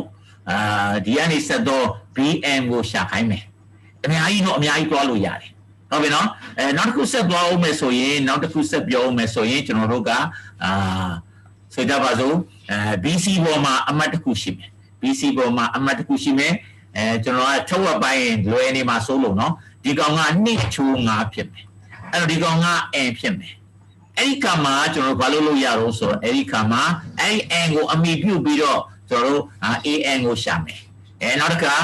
AN ကိုရှာလို့ခိုင်းလို့ရတယ်နောက်တစ်ခုကဘာလို့ဆိုတော့ဒီကနေပြောတော့ဒီကနေရှာတော့ကျွန်တော်အယောင်ဆွဲလိုက်မယ် MN ကိုရှာမယ်ဟုတ်ပြီနော်အများကြီးနော်ဒီမှာဆိုရင်ဒီများတွေရဆိုရင်ပို့ပြီးတော့ရှုပ်ပို့ပြီးတော့မြင်လာတယ်အဲ့ဒါတွေကအလွယ်တကူပဲကျွန်တော်တို့ကကြော်ဖြတ်နိုင်အောင်အဲ့တော့ကျွန်တော်တို့ကဒီမှာပြောနေတဲ့ဟာတွေအားလုံးဒီဘာလို့ဆိုတော့ဒီမှာဆိုရင်ဥပမာနဲ့ပြောရင် DM အချိုး MC DM ချိုး MC ဟာ 1:3အဲ့မှာကျွန်တော်တို့က DM beta ဒီ DM beta လေးဟာ DC beta ပေါ်မှာမူတည်နေရတာဖြစ်တဲ့အတွက် DM ကို DC နဲ့ကျွန်တော်တို့ဖော်ပြတတ်အဲ့ဒါအရေးကြီးဆုံးပဲအဲ့ဒီနားလေးမှာကလေးတွေလဲထွက်သွားတယ်ကျွန်တော်နားလေအောင်ပြောနိုင်မှာဖြစ်မယ်ကျွန်တော်နားလေထားမှကျွန်တော်ပြောနိုင်မှာဖြစ်တယ်အဲ့တော့ကျွန်တော်ဆရာမတွေနဲ့ view ဆက်ရမှာကအဲ့ဒီနားလေးပဲအဲ့ဒီချိုးလေးလဲသွားတာနဲ့ကျောင်းသားစိတ်ညစ်သွားတယ်အဲ့ဒါလေးရသွားရင်လွယ်သွားအော်သိမခက်ဘူးပဲလို့ပြောလိုက်တာနဲ့တကယ်လည်းမခက်တော့ဘူးဟာတော်ခက်တယ်ရမ်းရှုပ်တာပဲလို့တွေးလိုက်တာနဲ့တကယ်ခက်သွားတော့ဒါသူတို့ရဲ့စိတ်သက်စစ်စင်ရေးဖြစ်ပါတယ်ဒီနားလေးကိုကျွန်တော်ပြေးလဲအောင်ပြောဖို့လိုပါလိမ့်မယ်ဟုတ်ပြီနော် DMD သူ့အတူတီးကြရက်တည်မနေဘူး DC ပေါ်မှာရက်တည်နေရတယ်အဲ့တော့ DM နဲ့ DC ရဲ့အချိုးကိုရှာတတ်ရမယ် DM နဲ့ဆိုင်သောအပိုင်းအပေါ်မှာရေးတယ် DC နဲ့ဆိုင်သောအပိုင်းအောက်မှာရေးမယ်ဟုတ်ပြီနော်အဲ့တော့ DM နဲ့ဆိုင်သောအပိုင်းကဘယ်သူတော့1 DC ဆိုတော့တစ်လျှောက်လုံးသူက1သူက3ဆိုတော့4ပေါ့ အဲ့ဒါလေးရေးနိုင်ပြီဆိုရင်ပြီးတော့တာအဲ့တော့ dn ဘက်တာညီမျှခြင်း 1/4 dc ကမသိဟုတ်ပြီနော် dc ကကျွန်တော်တို့ကမသိဘူးဟုတ်ပြီမသိရှာပေးရမှာပေါ့အဲ့တော့ dc ကမသိဘူးမသိရှာပေးမယ်ရှာမယ်ဆိုတော့ dc ကဘယ်လိုလုံးဆိုတော့အနေပြန်ရှုခံဖြစ်တဲ့အတွက်ဒီကောင်လေးက x beta ဆိုရင်ဒါလေးကလည်း x beta ပဲဒီအောက်ကိုစိုက်နေတာလေးက y beta ဆိုရင်ဒီဘက်ကအောက်ကိုစိုက်တဲ့ကောင်လေး y beta ပဲဒါက understood အဲ့ဒီကောင်ကိုကျွန်တော်တို့ထည့်တောင်မရဘူးမျက်စိရှုပ်မှာဆိုလို့နားလည်ပြီးသားဖြစ်နေတာအနေပြန်ရှုခံမှာမျက်နှာချင်းဆိုင်အနားတွေ beta သဘောအရညီလဲညီတယ်ပြိုင်လဲကြိုင်တယ်အဲ့ဒါဆိုရင်ဟောဒီကောင်လေးက x ဆိုရင်ဒီကောင် dc ကလည်းပဲ x beta ပေါ့အဲ့ဒီမှာကျွန်တော်တို့ကလွယ်တကူရတယ်ဟုတ်ပြီနော်အဲ့ဒီအကြောင်းတွေကိုဆက်ရှင်းမှာဖြစ်ပါတယ်အဲ့ဒါတွေရပြီဆိုရင်ကျွန်တော်တို့ကြိုက်တဲ့ပုံလားဟုတ်ပြီနော်ကြိုက်တဲ့ပုံလားကျွန်တော်တို့တွက်တက်သွားလိမ့်မယ်โอเคဒါဒီကျွန်တော်ဒီနေ့ပေးခြင်းနဲ့ဟာဖြစ်ပါတယ်အမှန်ကတော့ဗျာကျွန်တော်ပြောစရာတွေကတော့အများကြီးရကျွန်တော်တည်ထားတာပေါ့ဗျာလူများမလားဆိုပြီးတော့တည်ထားတာကဒီဟာလေးလည်းရှိပါတယ်အခုဒီဟာလေးပါဒါ ebook တွေကနေကျွန်တော်ခဏတည်ထားတာဖြစ်ပါတယ် chapter 15 beta ဖြစ်ပါတယ်အဲ့ဒီ beta မှာကျွန်တော်တို့ယူစရာလေးလာစရာတွေအများကြီးရှိပါတယ်ဟုတ်ပြီနော်ဒီဟာလေးပါခဏတော့ကောင်းစဉ်လေးပေါ့နော်ကောင်းစဉ်လေးပါအဲ့ဒီကောင်းစဉ်လေးထဲမှာပါတယ်ပါတော့ဆိုတော့ကျွန်တော်တို့ကdirected line segment representation beta equality beta များညီခြင်း beta addition beta များပေါင်းခြင်း beta subtraction beta များနှုတ်ခြင်း beta in component form ဆိုတော့ကျွန်တော်အစိတ်ပိုင်းလေးတွေခုနပြောတဲ့ component form ကိုပြောတာပါscalar multiplication ဆိုတော့ beta တစ်ခုကိုကဏ္ဍကိန်းတွေတစ်ခုနဲ့မြောက်တာ beta equation beta ညီမျှခြင်းများဖြည့်ရှင်းခြင်းထွေထူးမရှိပါဘူးเนาะa beta မြောက်ပေါ်ကိန်းချင်းကျွန်တော်တို့ကပေါင်းမယ်နှုတ်မယ်ရှင်းမယ်ဟုတ်ပြီနော်အဲ့လိုပဲ i get g get ဆိုရင် i get ရဲ့မြောက်ပေါ်ကိန်းချင်း g get ရဲ့မြောက်ပေါ်ကိန်းချင်းရှင်းမယ် column beta နဲ့ဆိုရင်ကျွန်တော်တို့ထောင်ရလေးဆိုရင် beta ထဲမှာ beta ဟို matrix ပုံစံတောင်ရလေးပေါ့နော်အဲ့ဒီမှာအပေါ်ပေါ်ချင်းရှင်းမယ်အောက်ချင်းရှင်းမယ်အဲ့ဒါ beta equation သဘောပါပဲအဲ့တော့ parallelism ဟုတ်ပြီနော် parallelism of beta တွေရဲ့ပြိုင်ခြင်းသဘောတရားအဲ့ဒါကျွန်တော်တနေ့ကပြောပြီးသားပြီ beta တွေပြိုင်နေဆိုတာကဘာလို့ဆိုလာရတူတာ same direction လည်းဖြစ်နိုင်သလိုopposite direction လည်းဖြစ်နိုင်တယ်ဟုတ်ပြီနော်ဒါကြောင့်မို့ပြိုင်နေဆိုရင် plus or minus တက်ရတယ်လို့ပြောတာဖြစ်ပါတယ်